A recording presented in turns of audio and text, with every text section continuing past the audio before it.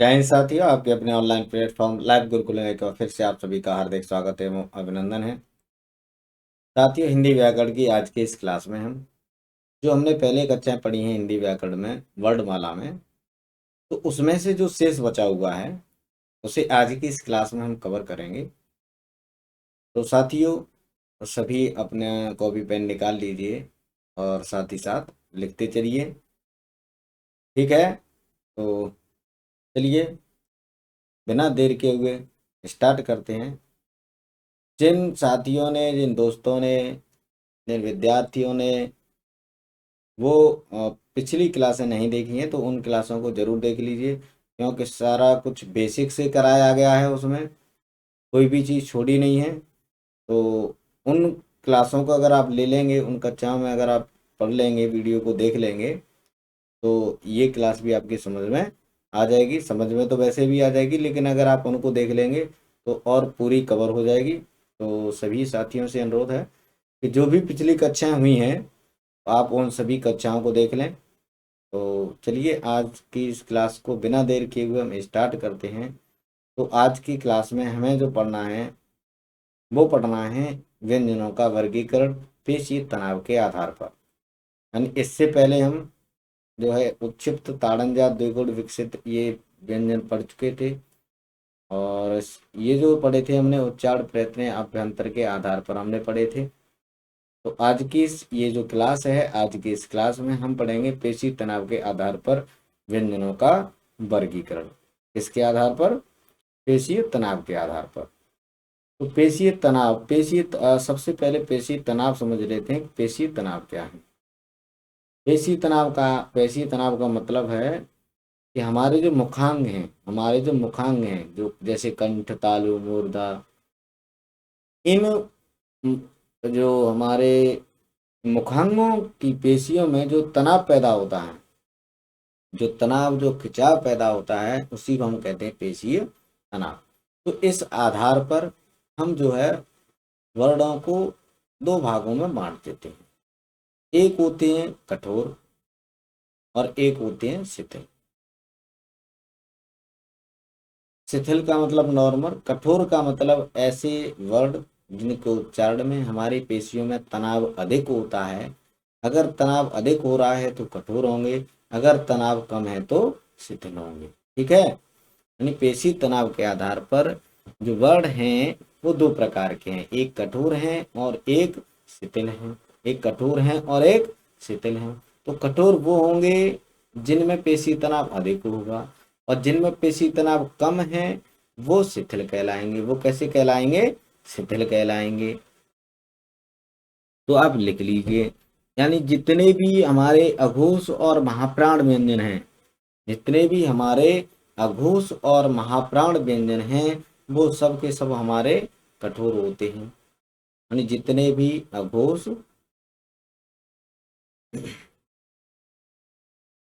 यानी अघोष,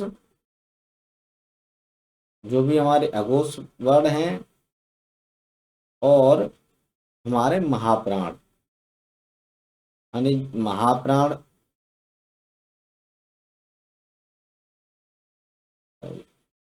सबसे महाप्राण और अघोष, ये दोनों तरह के जो भी वर्ण हैं हमारे, वो क्या कहलाते हैं? कठोर कहलाते हैं। इसके अलावा जो घोष या सघोष, घोष या सघोष, घोष या सघोष वर्ण, और इसके अलावा जो अल्प प्राण वर्ण हैं, कौन से? अल्प प्राण। ये जो अल्प प्राण हैं ये भी हमारे क्या हैं? ये हमारे शिथिल हैं। घोष से सघोष, घोष या सघोष और अल्प प्राण ये हमारे शिथिल होते हैं, और जो अघोष और महाप्राण हैं ये हमारे कठोर होते हैं। अब घोष, अघोष और महाप्राण क्या हैं, या घोष, सघोष या अल्प प्राण क्या हैं, इनके बारे में हम पिछली कक्षा में डिटेल में बात कर चुके हैं। ठीक है, तो आप उस वीडियो को देख लीजिए, उसमें आपकी सारी सब कुछ समझ में आएगा। इससे पहले वाली जो वीडियो है उसमें हमने अघोष, और महाप्राण, घोष, सघोष और अल्प प्राण, इन सभी के बारे में हमने चर्चा करी है। ठीक है, तो आप उन जो पिछली वीडियो है आप उनको देख लीजिए। ये सारी चीजें आपको अघोष कौन से होते हैं, अघोष वर्ड कौन से होते हैं और क्यों होते हैं, उन्हें अघोष क्यों कहते हैं, महाप्राण कौन से होते हैं, महाप्राण क्यों कहते हैं, या अल्प प्राण क्यों कहते हैं, अल्प प्राण क्यों होते हैं, ये सारी चीजें उस वीडियो में आपको डिटेल में एकदम विस्तृत रूप से बताई गई हैं। ठीक है, तो आप वहां पर इनको देख सकते हैं। चलिए आगे चलते हैं। आगे हम जो है व्यंजनों का वर्गीकरण करते हैं अन्य आधारों पर। तो अन्य क्या है, अन्य वर्गीकरण हमारे क्या हैं। एक हमारे व्यंजन होते हैं जिन्हें हम कहते हैं संयुक्त व्यंजन। क्या कहते हैं, संयुक्त व्यंजन, या फिर कहते हैं एक होते हैं व्यंजन गुच्छ, संयुक्त व्यंजन या व्यंजन गुच्छ। एक होते हैं हमारे नव विकसित व्यंजन। नव विकसित का मतलब जो नए व्यंजन बनाए गए हैं वो वाले व्यंजन। एक होते हैं आगत व्यंजन। आगत व्यंजन का मतलब है वो हमारी हिंदी वर्णमाला में पहले नहीं थी, लेकिन समय के अनुसार कुछ भाषाओं से, जैसे फारसी से और अंग्रेजी से, हमने कुछ वर्णों को अपनी हिंदी भाषा में ले लिया है। तो उन वर्णों को हम क्या कहते हैं, आगत, आगत वर्ड या आगत व्यंजन। अगर वर्ड लिया है, अगर व्यंजन लिया है तो उसे हम आगत व्यंजन कहेंगे, अगर स्वर लिया है तो उसे हम आगत स्वर कहेंगे। इसके अलावा कुछ होते हैं हमारे नासिक के व्यंजन और कुछ होते हैं निरानुनासिक। नासिक के वे व्यंजन होते हैं जिन्हें हम नासिक से बोलते हैं, नासिका से बोलते हैं। निरानुनासिक वो होते हैं जो जिनके बोलने में हमारी जो मुख की हवा है वो हमारी नाक से नहीं निकले, केवल और केवल मुख से निकले, तो हम उन्हें कहते हैं निरानुनासिक। एक तो नासिक के होते हैं जिनमें हवा नाक से निकलती है, नासिका से निकलती है। एक होते हैं निरानुनासिक। निरानुनासिक ऐसे वर्ड हैं जो जिनके उच्चारण करते समय जो मुख की हवा है, जो वायु है, वो हमारे नासिक से नहीं निकलती बल्कि केवल और केवल मुख से निकलती है, तो उनको हम कहते हैं निरानुनासिक। ठीक है। संयुक्त व्यंजन कौन से हमारे पास, हमारे हिंदी वर्णमाला में हमारे पास 4 वर्ड ऐसे हैं जो संयुक्त व्यंजन है। हमारे पास संयुक्त व्यंजन कितने हैं, 4। संयुक्त का मतलब समझ रहे हो, संयुक्त का मतलब है ऐसे वर्ड जो अन्य वर्डों के योग से बने हैं, अन्य व्यंजनों के योग से बने हैं, अन्य व्यंजनों के योग से बने हैं। तो ऐसे व्यंजन हमारे पास 4 हैं। कितने हैं, 4। कौन कौन से हैं, एक है छ, एक है त्र, एक है ज्ञ, और ध्यान रखना है क्षेत्र ज्ञ, इसको बोलते हैं ज्य। क्या बोलते हैं इसको, ज्य। ये छ, ये त्र और ये ज्य, और एक होता है स्र। ठीक, ये 4 वर्ण हैं हमारे पास, 4 व्यंजन हैं जो संयुक्त व्यंजन है। कैसे हैं, संयुक्त व्यंजन है, यानी इनमें हमें दिखता नहीं है कि कौन सा वर्ड जुड़ा हुआ है। ये कुछ वर्णों को, कुछ व्यंजनों को जोड़ करके अलग से बना दिए गए हैं। जैसे ये जो छ है हमारा, ये किससे बना है, ये जो छ हमारा बना हुआ है ये बना है क से, ये बना हुआ है क से और स से, क से और स से, इससे बना है, चला जाता ये है, ये बना है क और स, ये बना है क और पेट चीरे वाला स से। ये जो है हमारा त्र, ये बना हुआ है आधा त और र से। ऐसे ये जो ज बना हुआ है, ये जो ज बना हुआ है, ये बना हुआ है तुम्हारा ज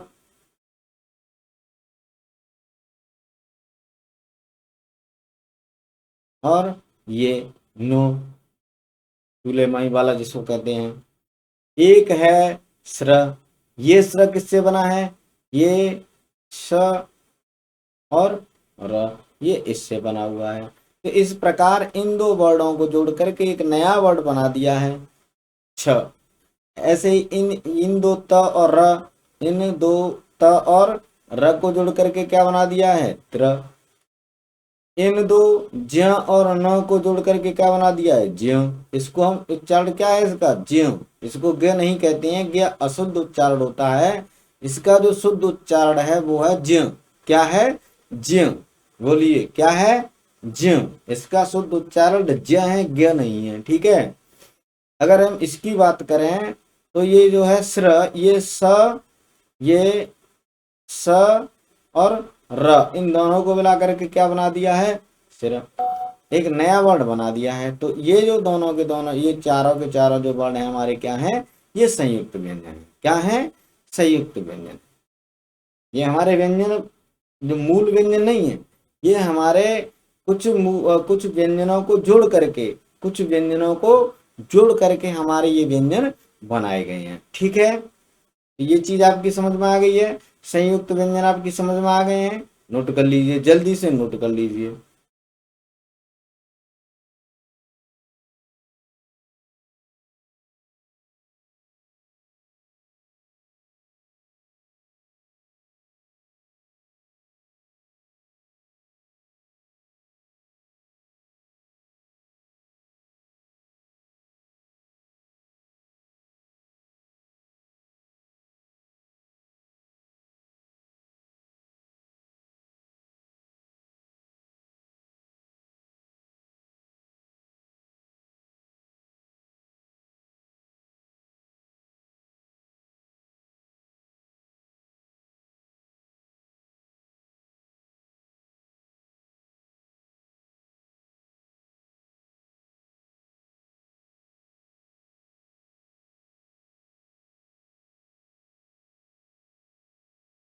नोट कर लिया होगा।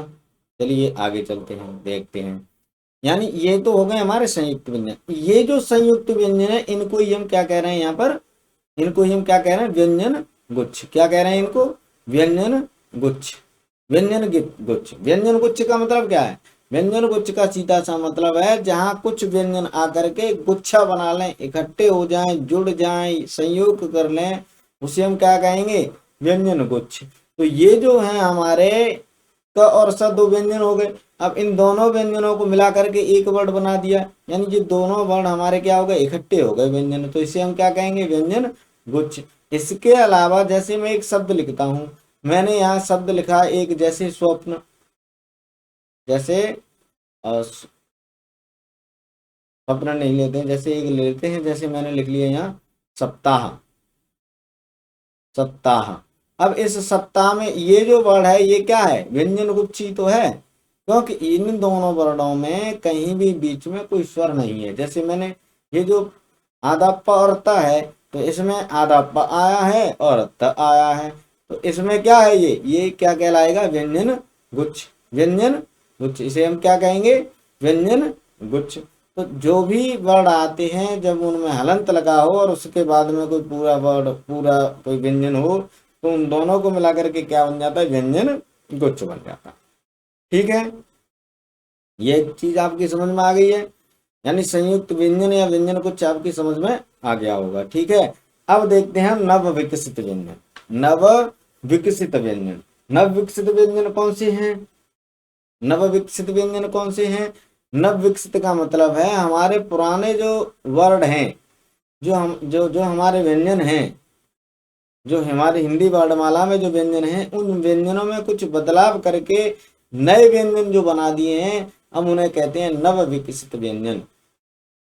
जैसे हमने उत्क्षिप्त व्यंजन पढ़े थे, तो उत्क्षिप्त व्यंजन में हमने पढ़ा था कि ये जो दो ड हैं, एक ड और एक ढ, इनमें कोई नुक्ता नहीं था पहले, लेकिन बाद में इनमें नुक्ता लगा करके, नीचे इनके बिंदी लगा करके नए वर्ड बना दिए। तो इन्हें क्या कहेंगे हम, नव विकसित व्यंजन। इनको क्या कहेंगे, नव विकसित व्यंजन। क्या कहेंगे, नव, नव विकसित व्यंजन। ठीक है। इनको क्या कह रहे हैं, नव विकसित व्यंजन, क्योंकि ये हमारे जो पहले वर्ण हैं उन वर्णों में कुछ बदलाव करके ये व्यंजन हमारे बनाए गए हैं। तो इन्हें हम क्या कह रहे हैं, नव विकसित व्यंजन। समझ में आ गया। इन्हें हम क्या कह रहे हैं, नव विकसित व्यंजन। जैसे अगर और बात करें हम नव विकसित व्यंजन में, जैसे हम एक अक्षर लिखते हैं, जैसे कान्हा, जैसे हमने लिखा कान्हा, क्या लिखा, कान्हा, कान्हा। अब इस कान्हा में जो न और ह है, आधा न और ह, इसका एक वर्ड बन जाता है यहाँ न। तो इस वर्ड को हम क्या कहते हैं, नव विकसित कहते हैं। ठीक है, इसको हम ऐसे न लिख के हम ऐसे भी लिख देते हैं, जैसे ह के अंदर हम न जोड़ देते हैं। ठीक है, तो ये क्या है हमारा, ये भी हमारा क्या है, नव विकसित व्यंजन है। कौन सा है, नव विकसित व्यंजन है। जैसे हमने आला में एक आला लिखते हैं, तो आला में ल हो, आधा ल और ह, तो इसको हम कैसे जोड़ के लिख देते हैं, हमें ल ऐसे जोड़ देते हैं, तो ये वर्ड क्या हो गया, नव विकसित व्यंजन। तो ऐसे सारे के सारे वर्ड क्या कहलाते हैं, नव विकसित कहलाते हैं। ठीक है, ऐसे सब के सब वर्ड क्या कहलाते हैं, नव विकसित कहलाते हैं। अब इसके बाद आते हैं हम नासिक के या निरानुनासिक व्यंजन। नासिक या निरानुनासिक व्यंजन। अब सबसे पहले बात करते हैं नासिक के व्यंजन। नासिक का मतलब क्या है, ये ऊपर वाला आपने नोट कर लिया, मैं इसको रफ कर सकता हूँ। चलो आपके पास 1 मिनट है, आप इसको नोट कर लो पहले, उसके बाद मैं इसको रफ करता हूँ। ठीक है, नोट कर लो।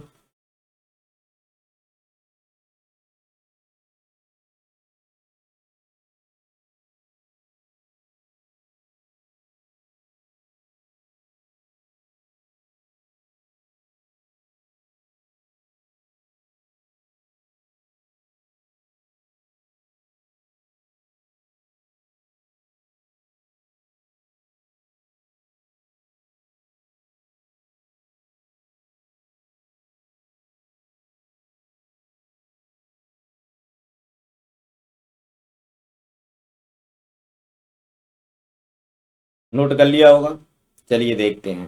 ठीक है, तो ये नव विकसित समझ में आ गया आपकी। चलो मैं पहले इसको रफ कर लेता हूँ, इसको मैं हटा देता हूँ यहाँ से।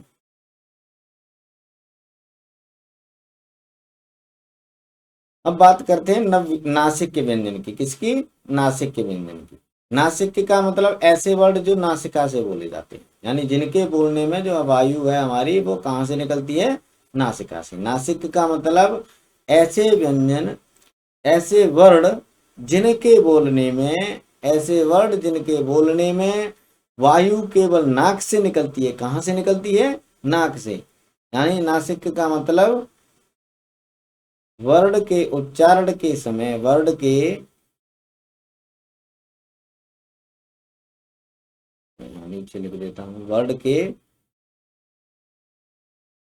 उच्चारण के समय वायु केवल नाक से निकले। कहां से निकले, नाक से निकले। वायु केवल नाक से निकलती है तो वो क्या कहलाता है, हमारा नासिक के व्यंजन या नासिक के वर्ड। क्या कहलाते हैं, नासिक के वर्ड। कौन कौन से होते हैं नासिक के, जितने हमारे प्रत्येक वर्ग का पंचमाक्षर होता है वो क्या होता है, हमारा नासिक के होता है। कैसा होता है, नासिक के। यानी प्रत्येक वर्ग का,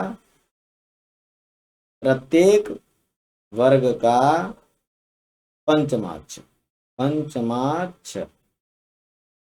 पंचमाक्षर कौन कौन से होते हैं प्रत्येक वर्ग के, जैसे क वर्ग का होता है नु, च वर्ग का होता है ये चूल्हे में, इसको भी न बोलते हैं। ट वर्ग का होता है ण, ट वर्ग का होता है न, और प वर्ग का होता है म। ये 5 वर्ण हैं जिन्हें हम पंचम वर्ण कहते हैं या पंचमाक्षर कहते हैं। यानी प्रत्येक वर्ग का पंचमाक्षर या पंचम वर्ण क्या कहलाता है, हमारा नासिक कहलाता है। इसके अलावा जो अनुस्वार होती है, क्या होता है, अनुस्वार। अनुस्वार जो होता है वो भी हमारा क्या होता है, अनुस्वार जो होता है वो भी नासिक के होता है, इसे भी हम नासिका से बोलते हैं। इसके अलावा अनुस्वार के अलावा एक होता है अनुनासिक, एक होता है अनुनासिक। अनुनासिक ये भी नासिक के हैं। अनुनासिक कौन सा है, यानी जिस पर इस बिंदी के नीचे चांदा बना दिया जाता है, जिसे हम चंद्र बिंदु कहते हैं। इसे चंद्र बिंदु भी कहते हैं। क्या कहते हैं, चंद्र बिंदु। इसे हम चंद्र बिंदु भी कहते हैं। क्या कहते हैं? चंद्र बिंदु। मुझे लगे आपको ये दिख नहीं रहा होगा, ठीक है। अब सबको दिखेगा। यानी अनुनासिक जो होता है उसे चंद्र बिंदु भी कहते हैं। तो ये भी कैसा होता है? नासिक होता है। ये भी कैसा होता है? नासिक होता है। अनुस्वार भी हमारा कैसा है? नासिक है। जो प्रत्येक वर्ग का पंचमाक्षर है ये भी हमारे कैसे हैं? नासिक हैं। अब नासिक क्यों है? क्योंकि इनके उच्चारण के समय जो वायु है वो केवल नाक से निकलती है। कहाँ से निकलती है?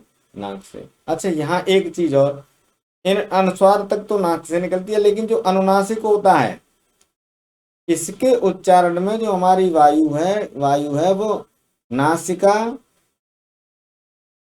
प्लस मुख दोनों से निकलती है, ठीक है। अरे अनुनासिक में नासिका और मुख दोनों से निकलती है, इसलिए इसको अनुनासिक कहते हैं, ठीक है। नासिक के साथ साथ मुख से भी निकलती है, इसलिए हम इसको क्या कहते हैं? अनुनासिक, ठीक है। तो ये आप नोट कर लो जल्दी से फटाफट। नासिक समझ में आ गया, निरानुनासिक समझ में आ गया। अच्छा, नासिक समझ आओ, अभी मैंने निरानुनासिक नहीं बताया। पहले आप इसको नोट कर लो, उसके बाद में निरानुनासिक बताता हूँ।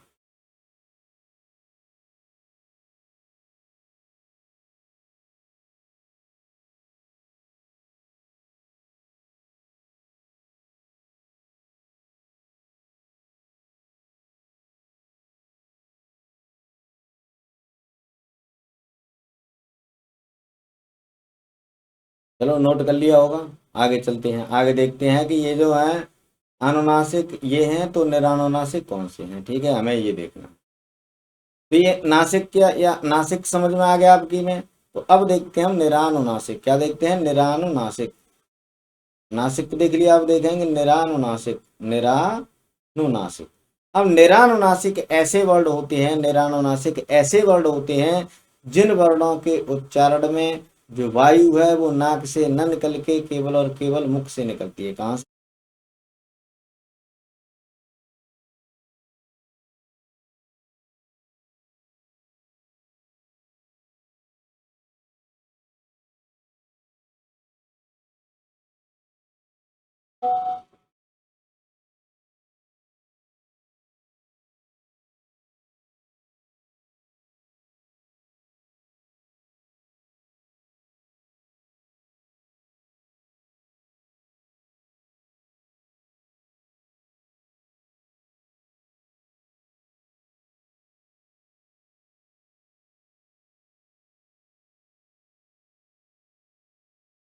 चलो ठीक है, नोट कर लिया होगा सबने। नोट कर लिया है ना सभी ने?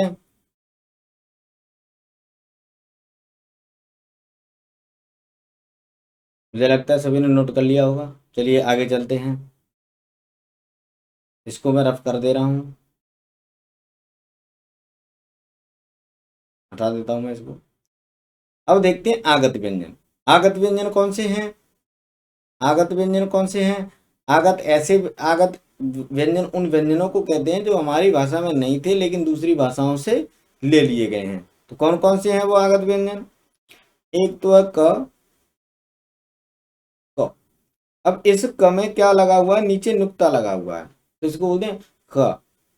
एक है ख। इन्हें हम हमेशा जो जो इसकी जो आवाज निकलती है वो गले से निकलती है। कहाँ से निकलती है? गले से।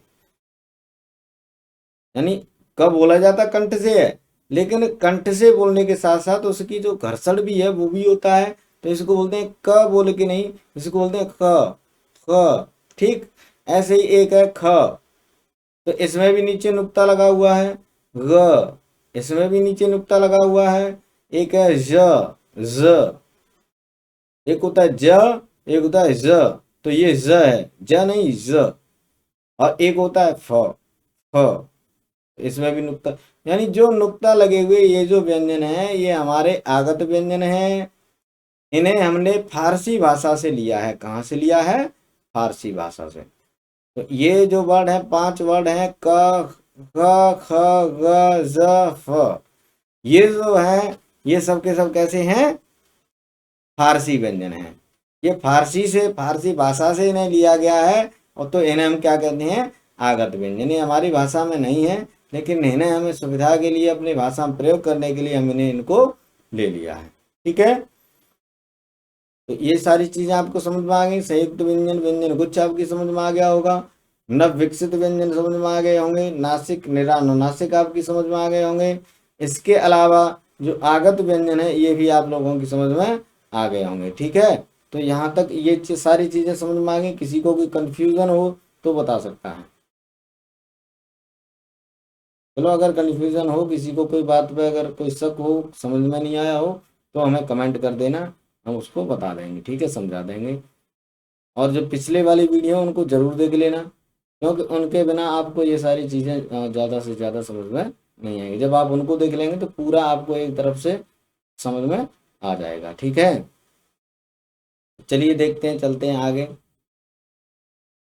ये तो हो गए हमारे अन्य। अब देखते हैं हम हमारे जो हिंदी वर्णमाला में कुछ महत्वपूर्ण बातें हैं, कुछ महत्वपूर्ण चीजें हैं, वो हमें देखनी है।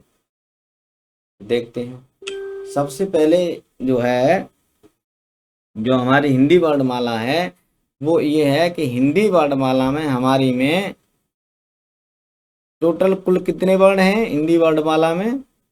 हिंदी हिंदी वर्णमाला यानी हिंदी वर्णमाला में हमारे पास टोटल कुल 52 वर्ण हैं। कितने वर्ण हैं? 52 वर्ण हैं। ठीक, और 52 वर्ण का वर्गीकरण मैं आपको करा चुका हूं कि 52 वर्णों को कैसे कैसे बांटा गया। ठीक, तो ये एक तो हिंदी वर्णमाला में। लेकिन बोलचाल की भाषा में हिंदी वर्णमाला में कुल कुल तो 52 है, लेकिन अगर हिंदी वर्णमाला में बोलचाल में देखें, बोलचाल या व्यवहार में, बोलचाल या व्यवहार में हमारे पास कुल 44 वर्ण है। कितने वर्ण हैं? 44 वर्ण।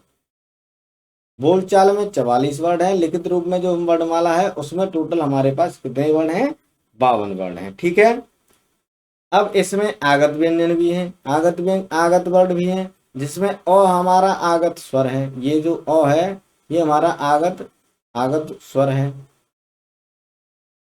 ये आगत स्वर है। इसे हम स्वरों की कैटेगरी में नहीं रखते, यानी जब हम स्वर पढ़ते हैं तो उस स्वरों में हम इनकी गिनती नहीं करते। ये आगत स्वर है तो इसे हम अलग से रखते हैं। ठीक है, इसके अलावा हमारे पास जो है एक जो आगत स्वर एक हो गया, और इसके अलावा हमारे पास जो है क, ख, ग, ज और फ, ये जो 5 व्यंजन है ये आगत व्यंजन है। ये हमारे पास क्या है? ये आगत व्यंजन है। इन्हें हम आगत व्यंजन कहते हैं। इन्हें हम क्या कहते हैं? इन्हें हम आगत व्यंजन कहते हैं। और ये जो व्यंजन है ये हमने कहाँ से लिए हैं? फारसी से। ये फारसी के हैं। ठीक है, और ये जो आगत स्वर है ये अंग्रेजी से लिया है। कहाँ से लिया है? अंग्रेजी से। यानी जब हम अंग्रेजी वर्णों को देवनागरी लिपि में लिखेंगे तो तो उसमें हम अ का प्रयोग करेंगे। जो ओ की मात्रा होती है बड़े अ की, तो वहां के लिए हम क्या रखेंगे? अ के रूप में प्रयोग करेंगे। लेकिन अगर हम यहीं अगर इन वर्णों को हमें यूज करना और फारसी वर्णों में यूज करना है तो हम इनको क्या, हम इस तरह से यूज करेंगे। ठीक है, यानी फारसी शब्दों को जब हम देवनागरी लिपि में लिखते हैं तब वो ऐसे लिखे जाते हैं, यानी इन वर्णों की सहायता से हम इनको लिखेंगे। ये सारी चीजें समझ में आ गई। अब यहाँ मैं तुम्हें एक चीज और बता दूं, ये जो नुक्ता लगा हुआ है, नुक्ता, इसका प्रयोग किसने करा? यानी ये जो नुक्ता है ये शुरू किसने करा था? तो इसकी जो शुरुआत है वो सबसे पहले की थी एक अ, हिंदी के कवि थे राजा शिव प्रसाद सितारे हिंद, जिन्हें हम कहते हैं राजा शिव प्रसाद सितारे हिंद। तो इसका प्रयोग करा था, नुक्ता का प्रयोग। जो नुक्ता का प्रयोग किसने शुरू करा था? राजा शिव प्रसाद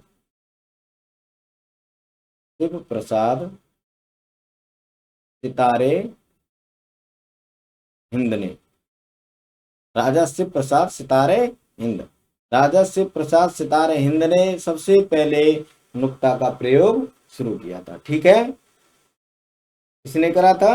राजा शिव प्रसाद सितारे हिंद ने। ठीक, अब यहां मैं एक चीज और बता दूं, यानी हमारे पास टोटल मात्राएं कितनी हैं?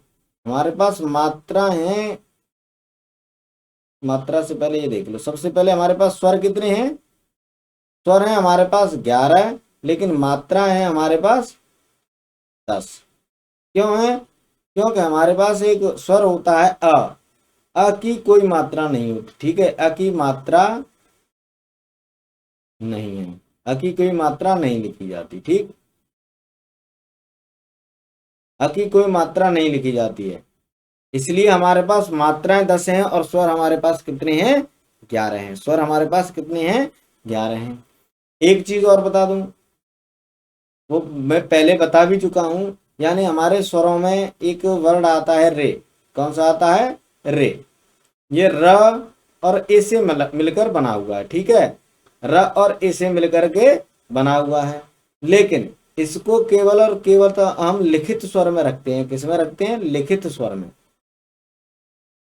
ये जो र है लिखित स्वर में आता है, मौखिक स्वर में नहीं आता। हमारे पास जो मौखिक स्वर हैं, मौखिक जो स्वर हैं वो हमारे पास 10 हैं। लिखित स्वर हमारे पास कितने हैं? 11 हैं। और मौखिक स्वर हमारे पास कितने हैं? 10 हैं। ये चीजें आपकी समझ में आ गई? यहाँ तक किसी को कोई दिक्कत हो तो बता सकता है।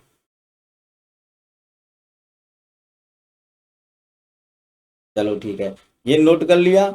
चलो नोट कर लो पहले आप इसको, 1 मिनट आपको दिया।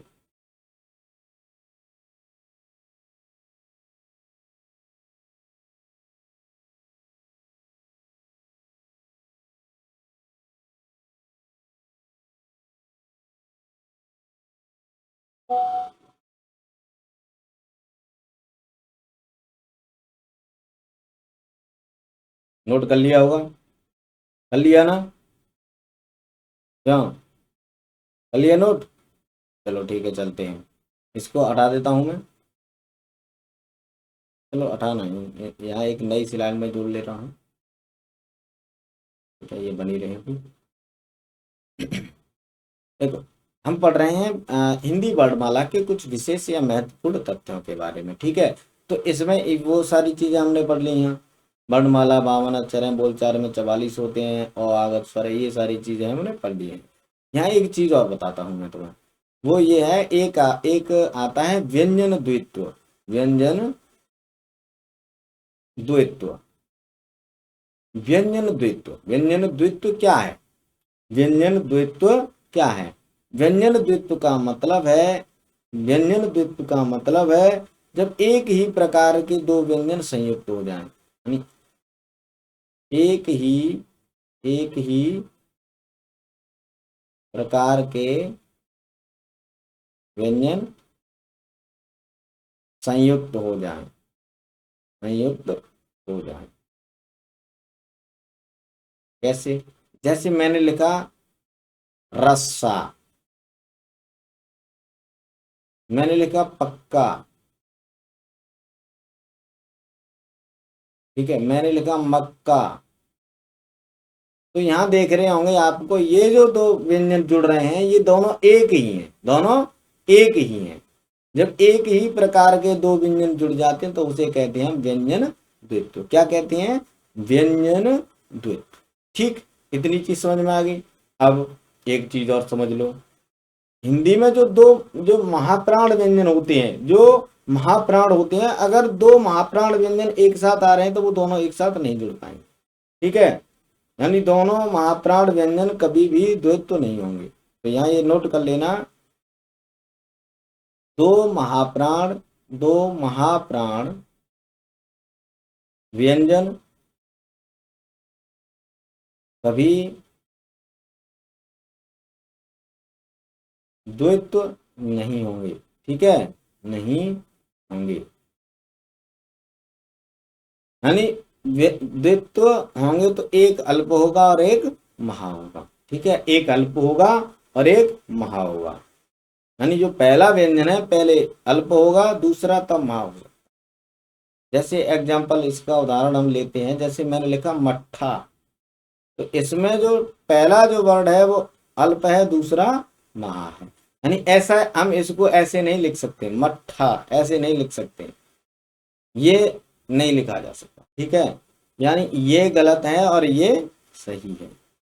यानी दो महाप्राण व्यंजन, एक साथ द्वित्व नहीं होते, यानी दो महाप्राण व्यंजन द्वित्व नहीं होते। अगर द्वित्व होंगे तो पहला अल्प प्राण होगा, दूसरा महाप्राण होगा। ठीक है, पहला अल्प प्राण होगा, दूसरा महाप्राण होगा। तो ये चीज समझ में आ गई है। यहां तक किसी को कोई समस्या है? अगर किसी को कोई समस्या है तो बता सकता है, नहीं तो आप इसको नोट कर लो।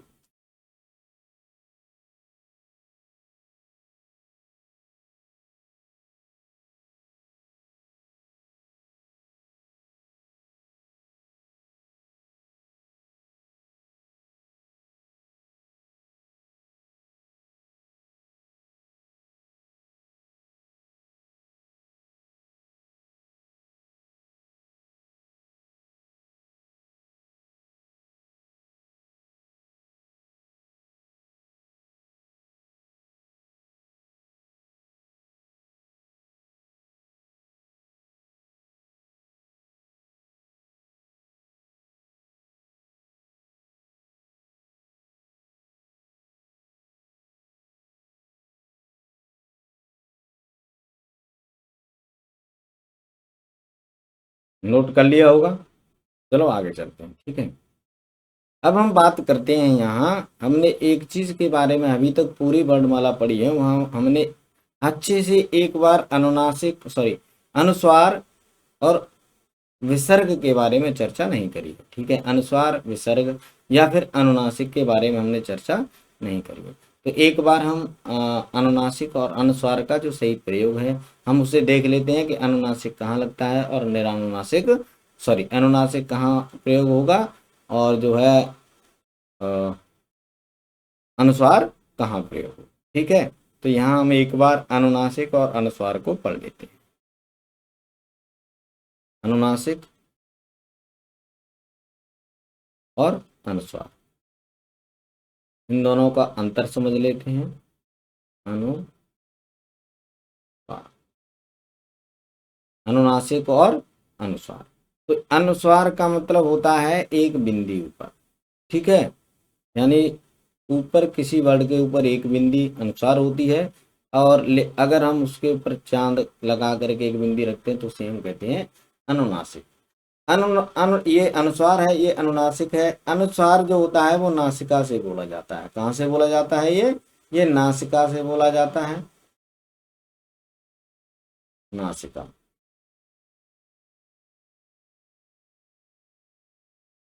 ये नासिका से बोला जाता है, जबकि ये नासिका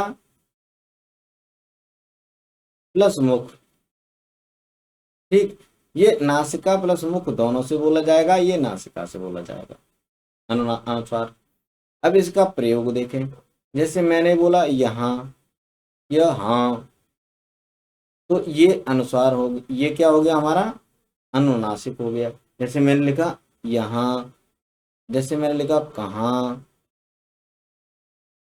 मैंने लिखा माँ, क्या लिखा? माँ। तो यहाँ भी क्या है? ये नासिक है। ये नासिक प्लस मुख दोनों से, यानी जो वायु है वो नाक से भी निकल रही है, जो वायु है वो मुख से भी निकल रही है। यानी जो वायु है वो नासिक से भी निकल रही है और वायु मुख से भी निकल रही है। यानी जब वायु मुख और नाक दोनों से निकलती है तो हम क्या कहते हैं? उसे हम कहते हैं अनुनासिक। अनुनासिक को मैंने एक और बता दिया था कि अनुनासिक को हम क्या कहते हैं? अनुनासिक को हम चंद्र बिंदु कहते हैं। क्या कहते हैं? चंद्र बिंदु। यानी चंद्रमा के चंद्र के या एक चांद के ऊपर बिंदु जैसा लगा दिया जाता है तो हम उसे क्या कहते हैं? चंद्र बिंदु। ठीक है, यानी इसमें जो हवा है हमारी वो दोनों से निकली है, मुख से भी और नाक से भी।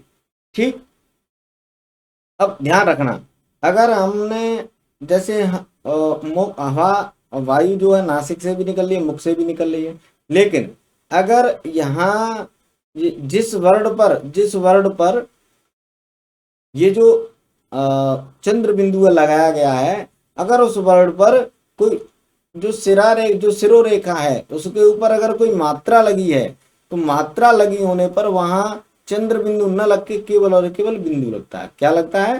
जैसे मैंने यहाँ की मैं लिखूं यहीं, क्या लिखूं?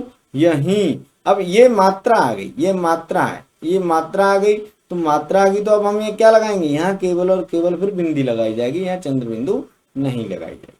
जैसे कहाँ की मैं लिखूं कहीं, कहाँ की क्या लिखूं मैं, कहीं, तो कहीं में मात्रा आ गई, अब मात्रा आ गई तो फिर यहाँ क्या लिखा जाएगा, बिंदु लगा जाएगा, ना कि चंद्र बिंदु। ठीक है, तो चंद्र बिंदु का आपकी समझ में आ गया होगा।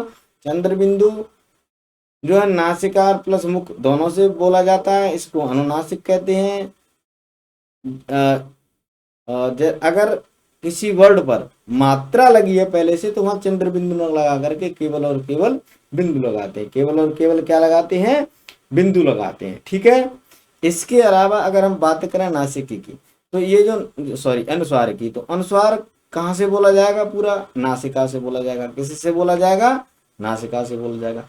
इसका जो प्रयोग होता है, प्रयोग ज्यादातर पंचमा अक्षर के रूप, पंचमा अक्षर के जगह पर होता है। कहां पर, पंचमा अक्षर, पंचमा अक्षर के स्थान पर। ये ये जो अनुस्वार है, ये हमेशा ज्यादातर जो पंचमाक्षर हमारे हैं पांचों वर्गों के, पांचों वर्गों के पंचमा अक्षर के स्थान पर हम इनको प्रयोग करते हैं ना, अनुस्वार को। ठीक है, जैसे मैंने यहाँ लिखा पंकज, पंकज, तो ये जो जो जो चंद्र बिंदु लगा है, ये कहाँ लगा है, किसकी जगह पर लगा है। अगर हम इसको लिखना चाहें तो हम इसको ऐसे भी लिख सकते हैं। ठीक है, पंकज, क्योंकि ये क वर्ग से पहले आया है, तो क वर्ग में अगर हमें न का स्वर लगाना है तो न लगाएंगे, लेकिन हम इसकी जगह पर हमने क्या यूज करा है, अनुस्वार। क्या यूज करा है, अनुस्वार। तो अनुस्वार यहाँ पर सही है, यहाँ गलत नहीं है। ठीक है, जैसे मैं यहाँ एक शब्द लिखता हूं पंचांग, पंचांग। ठीक, अब पंचांग में क्या है, इसको हम लिखना चाहें तो ऐसे भी लिख सकते हैं, जैसे पंचांग। ठीक, पंचांग हम इसको ऐसे भी लिख सकते हैं। ठीक है, लेकिन हमने इन दोनों जो पंचमाक्षर हैं, इन दोनों की जगह पर हमने यहाँ क्या यूज करा है, अनुस्वार यूज करा है। क्या यूज करा है, अनुस्वार यूज करा है। तो ये सारी चीजें आपको समझ में आई, पहले आप इनको नोट कर लो, फिर आगे चलते हैं।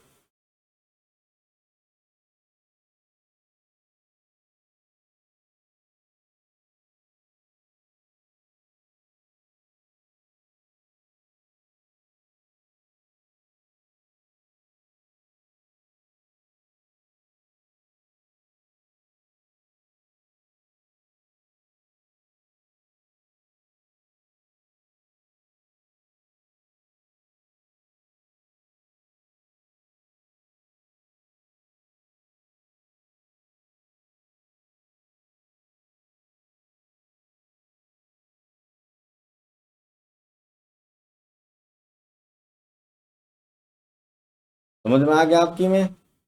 चलो मैं इसको हटा देता हूँ, उसके बाद हम आगे चलते हैं। ठीक है,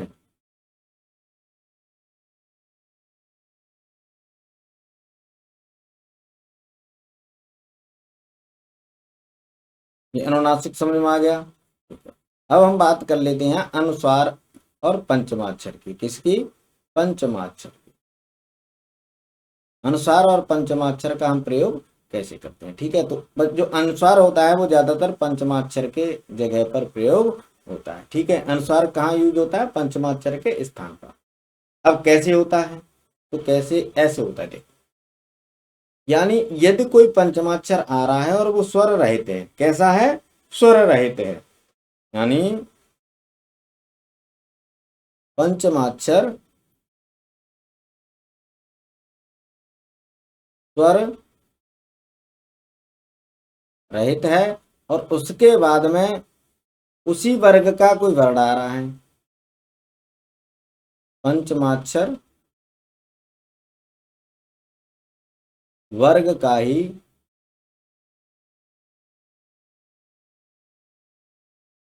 व्यंजन है, तो वहां पर जो पंचमाक्षर है वो किसमें बदल जाएगा, अनुस्वार में। किसमें बदल जाएगा, अनुस्वार में। यानी पंचमाक्षर आ गया, उसमें कोई स्वर नहीं लगाया, यानी वो आधा है। ठीक है, और पंचमाक्षर वर्ग का ही कोई व्यंजन आ गया, पंचमाक्षर वर्ग का ही कोई व्यंजन आ गया, तो वो किस में बदल जाएगा, अनुस्वार में बदल जाएगा। जैसे में एक शब्द है हिंदी, एक शब्द लिखा मैंने हिंदी। अब इसमें जो न है ये त वर्ग का है, किसका है? त वर्ग का। तो त वर्ग किसका है? ये त वर्ग का। ये जो न है ये किस वर्ग का है? त वर्ग का। अब ये जो द है ये भी त वर्ग का है, यानी न भी त वर्ग का है और द भी त वर्ग का है, दोनों एक ही वर्ग के हैं। तो यहाँ पर ये जो पंचम वर्ड है, ये जो पंचमाक्षर है, ये किस में बदल जाएगा? अनुस्वार में बदल जाएगा। यानी हम इसको लिखेंगे हिंदी, ऐसे लिखेंगे। यानी जो ये जो न है इसको हमने किस में बदल दिया? इसको हमने अनुस्वार में बदल दिया। किस में बदल दिया? अनुस्वार में बदल दिया। बात समझ में आई? यानी पंचमा अक्षर अगर कोई आता है और वो स्वर रहित है, स्वर नहीं लगा, और उसके बाद में कोई पंचमाक्षर उसी वर्ग का, उसी पंचमाक्षर वर्ग का कोई व्यंजन आ जाता है, तो हम उस पंचमाक्षर को किस में बदलेंगे? अनुस्वार में बदल देंगे। ठीक है, इसमें कोई किसी को समस्या नहीं। अब यहाँ देख लो एक चीज और,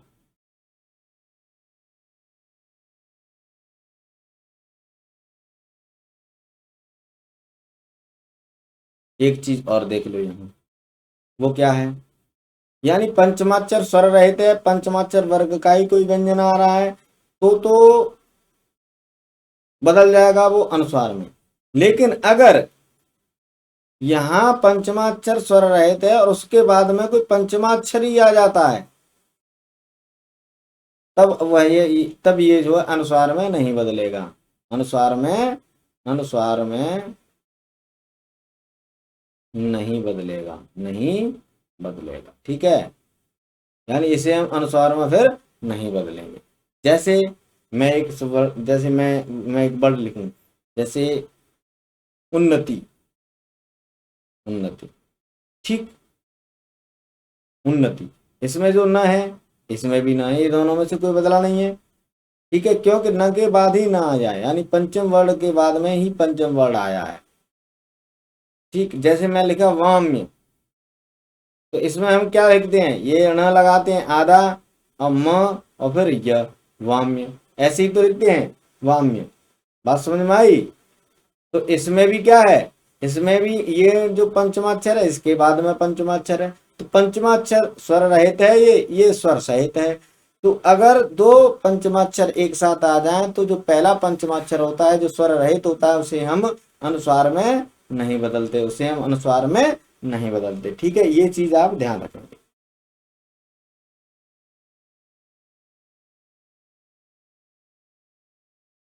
ठीक, इसके अलावा, इसके अलावा देख लो, यानी अगर पंचमाक्षर आ रहा है तो भी नहीं बदलेगा। इसके अलावा यानी पंचमाक्षर ना आए, यानी पंचमाक्षर स्वर रहित हो और इसके बाद में आ जाए य आ जाए, या व आ जाए, या ह आ जाए, तो भी ये नहीं बदलेगा, नहीं बदलेगा।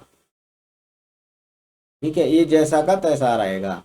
कैसे? जैसे मैंने लिखा पुण्य, तो हम इसे पुण्य लिखेंगे, पुण्य सही है। अगर हम इसको ऐसे लिखना चाहें पुण्य, तो ये गलत हो जाएगा। ठीक है, पुण्य ये सही है।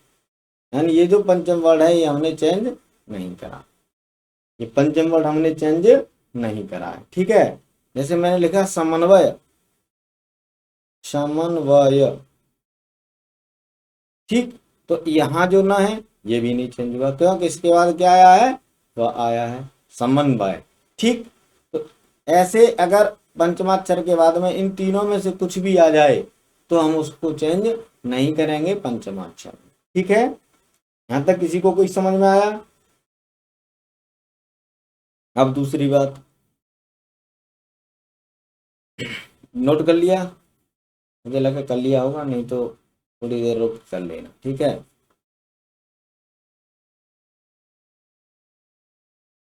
यानी अगर तीन शब्द आ जाएं, ये जो तीन अक्षर मैं बता रहा हूं ऊष्म व्यंजन, जैसे स, स और स, ये तीनों समय से कोई भी आ जाए तो इनके साथ में सदैव अनुस्वार लगता है। क्या लगता है? अनुस्वार लगता है। यानी इनके साथ में हमेशा क्या लगता है? अनुस्वार लगता है। इनके साथ में कोई पंचमाक्षर नहीं लगता। जैसे मैंने लिखा अंश, अंश, हंस,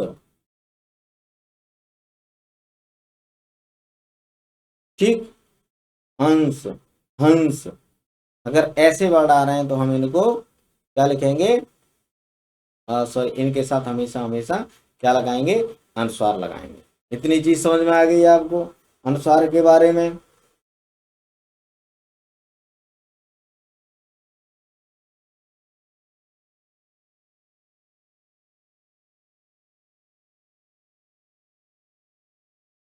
ठीक है, चलते हैं, इसको रब कर देता हूं मैं। जल्दी जल्दी नोट करते चलिए।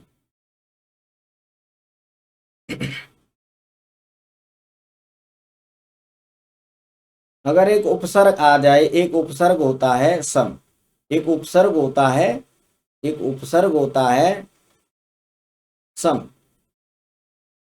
तो सम उपसर्ग में ये जो म है ये क्या है, पंचमाक्षर है। अब इसके बाद में कोई तुम्हारा अंतस्थ व्यंजन आ जाए, क्या आ जाए, अंतस्थ, कोई अंतस्थ व्यंजन आ जाए, या फिर कोई ऊष्म व्यंजन आ जाए। कौन सा, ऊष्म, ऊष्म व्यंजन आ जाए, क्या आ जाए, ऊष्म व्यंजन आ जाए, या तो अंतस्थ आ जाए या ऊष्म आ जाए, तो ये जो म है इसका क्या हो जाता है, इस म का बना जाता है अनुस्वार। क्या बन जाता है, अनुस्वार। इस म को हम अनुस्वार बना देते हैं। ठीक है, म के बाद अगर कोई अंतस्थ आ रहा है या ऊष्म आ रहा है तो अनुस्वार का ही हम प्रयोग करेंगे। ठीक है, कैसे करेंगे, जैसे मैंने लिखा सम प्लस योग, तो हम इसे क्या कहेंगे, संयोग। ठीक, क्या कहेंगे इसको, संयोग। ठीक, जैसे मैंने यहां लिखा एक सम प्लस हार, तो इसे क्या कहेंगे, संहार। तो ये चीज ध्यान रखना कि अगर सम कोई हमारा उपसर्ग है, अगर ये आ रहा है इसमें जो म कैसा, जो म है वो पंचमाक्षर है, लेकिन इसके बाद में अंतस्थ आ रहा है या उष्म आ रहा है, तब हम अनुस्वार का प्रयोग करेंगे। वैसे मैंने तुम्हें इससे पहले बताया है कि अगर कोई पंचमाक्षर आ रहा है उसके बाद में अगर य, व और ह इनमें से कोई आता था, य, व और ह में से कोई आ रहा है, तो हम उसको हटाते नहीं थे, हम उसको वैसा ही लगाते थे, वहां अनुस्वार नहीं होता था। लेकिन अगर सम आ रहा है तब हम इस म को किस में बदल देंगे, अनुस्वार में बदल देंगे। ठीक है, तो मुझे लगता है आपकी ये सारी चीजें समझ में आ गई होंगी। तो साथियों, ये जो हिंदी व्याकरण में जो वर्णमाला है, वर्णमाला हमारा आज कंप्लीट हो गया है। इसमें ऐसी कोई भी बात नहीं बची है जो मैंने आपको कराई नहीं होगी। ठीक है, यानी शुरू से लेकर के वर्ड की परिभाषा, वर्णमाला की परिभाषा, वर्ड कितने होते हैं, वर्ड के कितने भेद हैं, ठीक है, कौन कौन से हैं, किस किस आधार पे हमने वर्णों को बांटा है, स्वरों को बांटा है, व्यंजनों को बांटा है, स्वरों के भेद किए हैं, व्यंजन के भेद किए हैं, तो सभी के सभी हमने पढ़ लिए हैं। आज तक हमारी जितनी भी कक्षाएं हुई हैं उन सब में हमने इन सारी चीजों को पढ़ लिया है। तो मुझे तो लगता है कि हिंदी वर्णमाला में अब कोई ऐसा टॉपिक बचा नहीं है, ऐसा कोई प्रश्न बचा नहीं है जो कि परीक्षाओं, जिससे कि परीक्षा में अगर प्रश्न आए तो आप उसको न कर सकें। फिर भी अगर आपको लगता है कि कुछ बचा है तो वीडियो देख लें, हमारी जो क्लासें हैं उनको पढ़ लें।